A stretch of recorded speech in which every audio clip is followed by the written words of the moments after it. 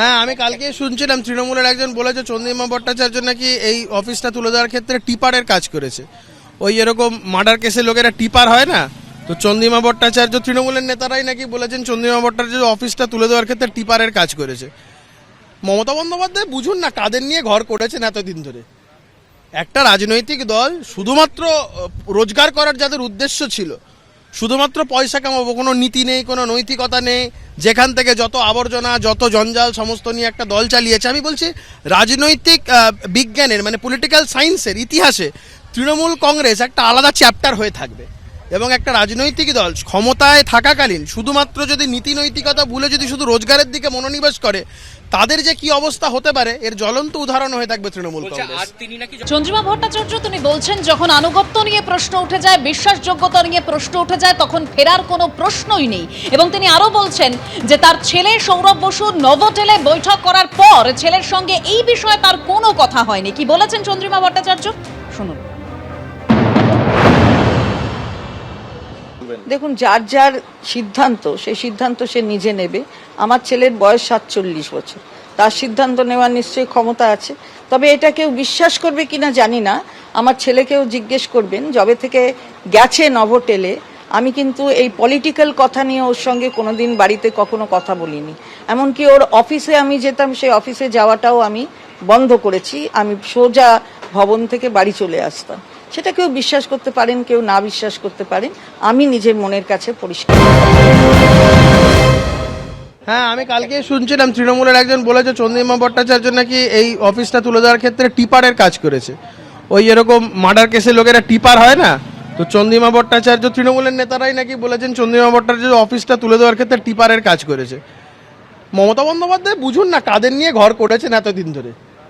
একটা রাজনৈতিক দল শুধুমাত্র রোজগার করার যাদের উদ্দেশ্য ছিল, শুধুমাত্র পয়সা কামাবো, কোনো নীতি নেই, কোনো নৈতিকতা নেই, যেখান থেকে যত আবর্জনা যত জঞ্জাল সমস্ত নিয়ে একটা দল চালিয়েছে। আমি বলছি রাজনৈতিক বিজ্ঞানের মানে পলিটিক্যাল সায়েন্সের ইতিহাসে তৃণমূল কংগ্রেস একটা আলাদা চ্যাপ্টার হয়ে থাকবে।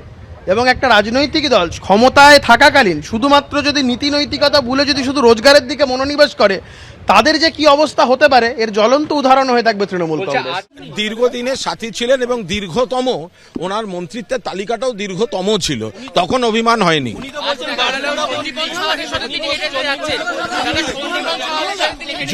যতদিন সমস্ত গুরুত্বপূর্ণ দপ্তরগুলো মমতা বন্দ্যোপাধ্যায় ওনাকে দিচ্ছিলেন তখন অভিমান হয়নি গো। মাত্র 1 মাস আগেই চন্দ্রিমা ভট্টাচার্যকে রাজ্য সভানেত্রীর দায়িত্ব দেওয়া হয়েছিল, আর 1 মাসের মধ্যে সেই রাজ্য সভানেত্রী পদ তো ছাড়লেনই, অন্যান্য সমস্ত পদ থেকেও ইস্তফা দিলেন চন্দ্রিমা ভট্টাচার্য। এই চন্দ্রিমা ভট্টাচার্য তৃণমূল সরকারের জমানায় একাধিক গুরুত্বপূর্ণ মন্ত্রকের দায়িত্ব সামলেছেন। অর্থমন্ত্রী হিসেবে দীর্ঘদিন দায়িত্বে ছিলেন, স্বাস্থ্য প্রতিমন্ত্রীর দায়িত্ব সামলেছেন। সেই চন্দ্রিমা ভট্টাচার্য তৃণমূলের সমস্ত পদ থেকে ইস্তফা দিয়ে বললেন, আমার আনুগত্য প্রশ্নের মুখে, বিশ্বাসযোগ্যতা যখন প্রশ্নের মুখে পড়ে তখন ফেরার প্রশ্ন নেই। মমতা বন্দ্যোপাধ্যায় যেভাবে বলেছেন যে আমি তুলে দিলাম, এটা আমি বেদনা হতো। আমি কারুর হাতে কিছু তুলে দেওয়ার আমার ক্ষমতাও নেই, তুলে দেব কি করে। যাই হোক, আমার আনুগত্য যখন প্রশ্নচিহ্নের মুখে, তখন আমার মনে হয় যে আমারই ব্যর্থতা সেটা। আমি কারোর বিরুদ্ধে কোনো অভিযোগ আমার নেই। চিঠি কি পাঠিয়ে দিয়েছেন? হ্যাঁ, পাঠিয়ে দিয়েছি। হ্যাঁ, দিদি কোনো ফোন এসছে? না, এখনো অবধি কিছু আসে। এখান থেকে আমি আমার সময় মতো বেরিয়ে, আমার ঘরেতে কেউ আসেনি তো, কোনো বিধায়ক আমার সাথে কথা বলতে আসেননি। আমি প্রতিদিন যে সময়ে থাকি, কালকেও সেই সময়ে ছিলাম, ততটা সময়ই ছিলাম।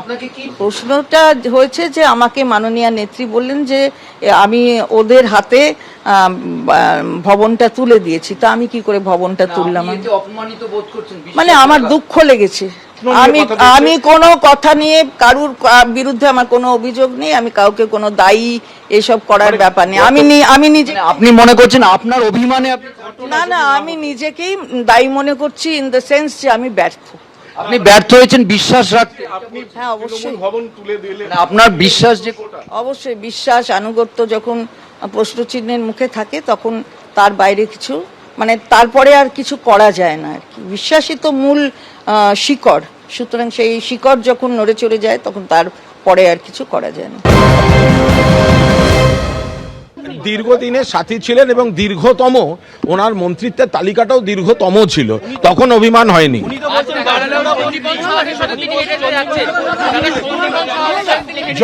যতদিন সমস্ত গুরুত্বপূর্ণ দপ্তরগুলো মমতা বন্দ্যোপাধ্যায় ওনাকে দিচ্ছিলেন তখন অভিমান হয়নি গো। চন্দ্রিমা ভট্টাচার্য, যিনি আজকে সমস্ত পদ থেকে, দলের সমস্ত পদ থেকে তিনি আজকে ইস্তফা দিয়েছেন।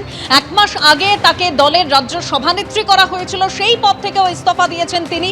এবং ইস্তফা দেওয়ার পর তিনি যেটা বলছেন যে আনুগত্য নিয়ে যখন প্রশ্ন উঠে যায় তখন ফেরার প্রশ্নই নেই। তৃণমূলে আছেন কিনা সেটা প্রশ্ন করেননি চন্দ্রিমা ভট্টাচার্য, বিষয়টি বিচারাধীন, অনেক জটিলতা আছে মন্তব্য করেছেন চন্দ্রিমা ভট্টাচার্য। অনেক কিছু নির্বাচন কমিশনের বিচারাধীন আছে। আমার আনুগত্য প্রশ্নের মুখে বলে মনে হয়েছে আমি ব্যর্থ। নেত্রী ফোন করে বললেন আমি নাকি ওদের হাতে ভবন তুলে দিয়েছি। কার কি হবে না হবে, কে প্রতীক পাবে, সেসব বিচারাধীন।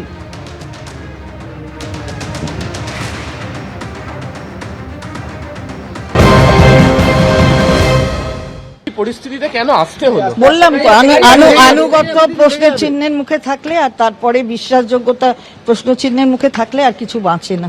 এইটা আপনি কি অন্য কোনো সিদ্ধান্ত নেবেন, মানে অন্য কোনো শিবির বা শিবিরে? কালের যাত্রায় সবাইকে পা মেলাতে হয়, আমাকেও মেলাতে হবে, আপনি দেখুন। চন্দ্রিমা ভট্টাচার্য তিনি বলছেন যে আনুগত্য যখন প্রশ্নের মুখে, এই অবস্থায় দলে থাকার কোনো মানেই হয় না।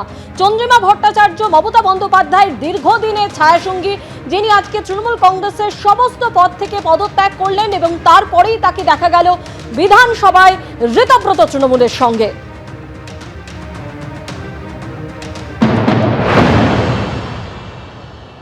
ওনার এই সিদ্ধান্তকে স্বাগত জানাই। যেই দমবন্ধ পরিবেশ কালীঘাটে চলছে সেখানে বেশি দিন কেউ থাকতে পারবে না। চন্দ্রিমাদির মুখেই শুনলাম যে তার আনুগত্য নিয়ে নাকি প্রশ্ন তুলেছেন মমতা বন্দ্যোপাধ্যায়। আজকে যারা তার সাথে দীর্ঘদিন থেকেছে, উনি যেই ধারায় দলটাকে চালাবার চেষ্টা করেছেন যে তিনি যেটা বলবেন সেটাই প্রথম, সেটাই শেষ।